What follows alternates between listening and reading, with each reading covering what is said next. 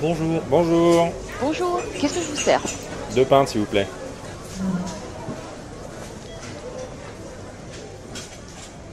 Comme chaque année, je relis l'intégrale de Transmétropolitane. C'est une excellente série d'anticipation qui caricature les travers de notre société. Ce monde est décrit à travers le regard de Spider Jérusalem, un journaliste avec des méthodes un peu extrêmes. Et dans un des chapitres, Spider se rend au salon des religions pour aller s'expliquer avec certains d'entre eux. S'expliquer, tu veux dire tout saccager, parce que Spider fait vraiment pas dans la douceur. Oui, non, ça c'est clair, mais j'apprécie particulièrement ce chapitre sur la foi car c'est un sujet assez peu traité en science-fiction, et ce qui est intéressant, c'est que l'auteur dénonce ses prosélytes, mais aussi ceux qui se laissent manipuler par eux. Ce passage me renvoie à une interrogation, je pensais qu'avec les technologies et l'accès à l'information, on sortirait d'un certain obscurantisme pour arriver à des croyances beaucoup plus axées sur les messages principaux, c'est-à-dire le partage et l'altruisme. Bon, tu sais, il n'y a pas d'opposition entre science et religion. Je suis croyant et j'ai beau avoir fait des études assez poussées en sciences, j'ai jamais perdu la foi. Pendant toutes mes études, une citation de Louis Pasteur ne m'a jamais quitté. Elle disait « Un peu de science éloigne de Dieu, beaucoup de science y ramène ». Pour facile, Pasteur vivait à une époque où la question de croire ne se concevait même pas, tu finissais brûlé dans le cas du contraire. Gott vorfällt nicht. Dieu ne joue pas au dé. Tu sais qui a dit ça, mec? Je présume que c'est pas Claudia Schiffer. En effet, c'est plutôt Einstein qui a dit ça. Il a adressé cette phrase à Niels Bohr dans un débat sur la mécanique quantique. Or, je pense pas qu'Einstein ait juste voulu faire un bon mot. Et pourtant, c'est un gros déconneur, mais... Tu parles de sa coupe de cheveux, là? Ouais, entre autres. Ce que je veux dire, c'est que la science et la religion ne sont pas éloignées, car sans parler de grands dessins, il faut avoir une forme d'humilité face au sujet que l'on étudie, que ce soit une merveilleuse cellule, la structure parfaite d'un diamant, ou la matière noire de l'univers. Il y a un bon film qui évoque ça, c'est Contact, avec Jodie Foster. Il s'agit d'un film sur un premier contact avec des extraterrestres. Ouais, c'est un titre très original au demeurant. Ah, au moins on ne nous ment pas sur la marchandise. Mais ce qui est intéressant dans ce film, hyper scientifique, c'est que l'un des personnages principaux, justement, c'est un pasteur. Ouais, mais Contact, c'est un grand film, la même trempe qu'Interstellar. Or, je dirais même que Contact est bien meilleur. Tu peux pas dire meilleur, car ces deux films traitent pas du tout de la même chose. Dans Contact, les responsables du projet, qui doivent choisir un ambassadeur pour rencontrer les extraterrestres, favorisent un croyant. Et ainsi, la pauvre Ellie, qui elle est athée, se retrouve évincée du projet dont elle est à l'origine. C'est très bien expliqué par l'astrophysicien Neil deGrasse Tyson. Il dit « La foi, quelle que soit la religion, doit être un guide pour soi, pas une loi. » Et le film met bien en lumière ce problème. C'est le risque de n'être guidé que par sa croyance et non pas par son objectivité. Si on déforme le message, il peut devenir l'opposé de son sens originel. Et c'est très bien fait dans l'épisode de Futurama où le robot Bender devient le dieu d'un peuple qui s'installe sur son ventre. Ah, Futurama, cette série tient du pur génie, et l'épisode que tu décris est parfait de bout en bout, depuis les pirates de l'espace du début jusqu'au moine tibétain de la fin. Et effectivement, t'as raison, Bender fait de son mieux pour être un bon dieu, et n'y parvient pas parce que ses croyants écoutent mal son message. Cet épisode est très intéressant parce qu'il traite d'un sujet récurrent en science-fiction, et qui alimente souvent les théories complotistes terriennes, c'est celui du dieu extraterrestre. Oui, mais d'un point de vue basique, Dieu est forcément un extraterrestre, puisqu'il a créé la Terre. Il est donc pas issu de la Terre. Ok, monsieur Capello, je vois que tu as essayé d'être super à cheval sur le sens des mots, mais je sais très bien que tu me comprends. Je fais allusion à toutes ces séries où des aliens, si tu préfères ce terme, ou un projet précis pour l'humanité. On retrouve ce thème très bien traité dans Babylone 5, où l'ancienne race des Vorlons a décidé d'implanter son image comme celle de Dieu chez toutes les jeunes races de la galaxie. Or, ces jeunes races finiront par le découvrir et se considéreront à juste titre manipulées. Elles finiront par se détourner des intrigues des Vorlons, leur ancien dieu. On trouve ce même genre de thématique dans Star Trek Next Generation. Il y a un épisode où l'équipage de l'Enterprise se retrouve par une succession d'événements pris pour des dieux d'une civilisation de type âge de bronze. Et Picard est considéré d'ailleurs comme un dieu suprême. En même temps, t'as toujours pris Picard pour un dieu suprême, toi. Oui, mais c'est un dieu, c'est normal. Ça, t'es vraiment un mal, espèce de trekker. Ce concept de dieu alien se retrouve de manière plus élusive, très bien traité dans 2001 Odyssée de l'espace, et bien sûr dans Stargate, où les pharaons étaient en fait des extraterrestres, les Goa'uld, qui utilisaient les hommes comme esclaves.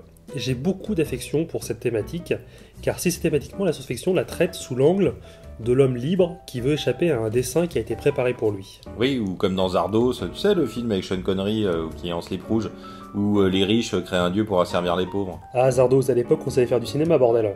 Mais c'est exactement ça, ces dieux artificiels s'opposent à un vrai dieu omniscient, omnipotent. On a l'impression que la science-fiction fait tout pour que Dieu devienne quelque chose de tangible, de compréhensible par l'homme, une sorte de revanche en fait sur la croyance aveugle en un être supérieur et intouchable. Ouais, mais ça peut se comprendre, c'est difficile à se dire qu'il y a quelque chose qui nous dépasse, nommer les choses, les définir, ça nous permet de les ranger, les catégoriser, et du coup on se rassure comme ça.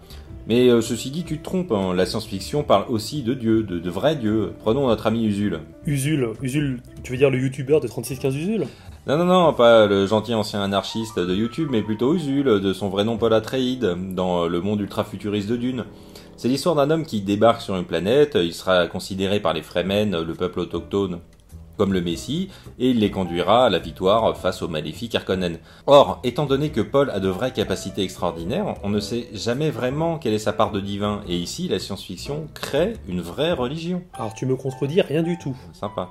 Parlons de Dune. La mère de ce soi-disant Messie, Jessica, participe en fait à un grand plan de génie génétique qu'elle mène avec les sœurs Bene Gesserit. Ces dernières veulent créer Kwisatz Haderach, une sorte d'être suprême.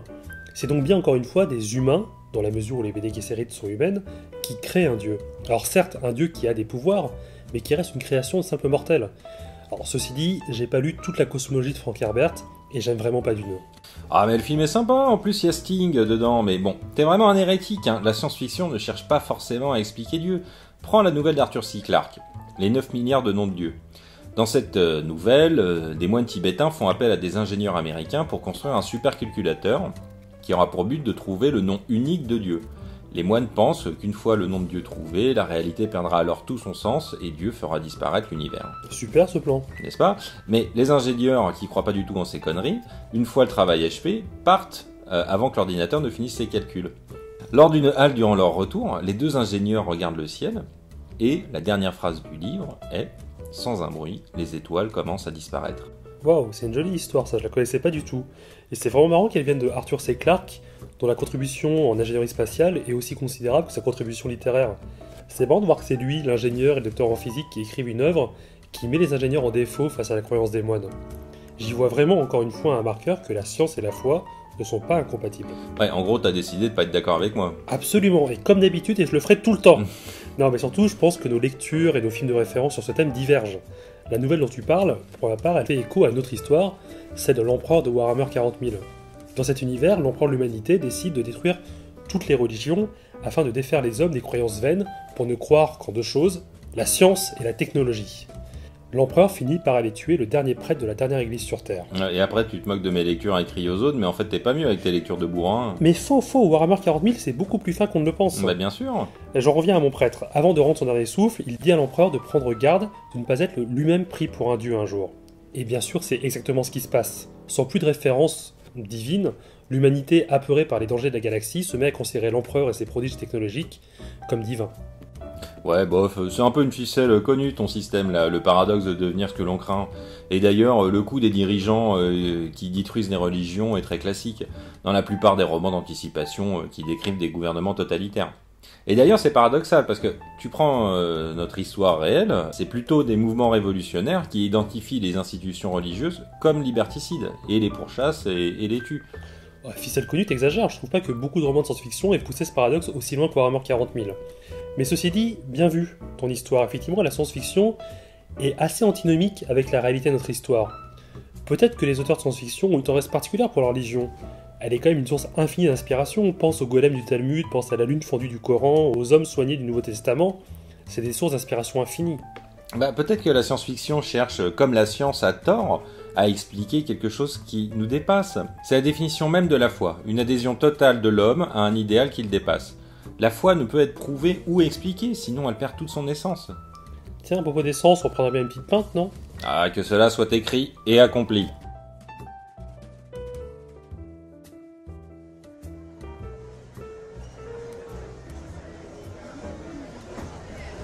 Excusez-moi, on va fermer, je vais devoir vous encaisser. C'est pour moi.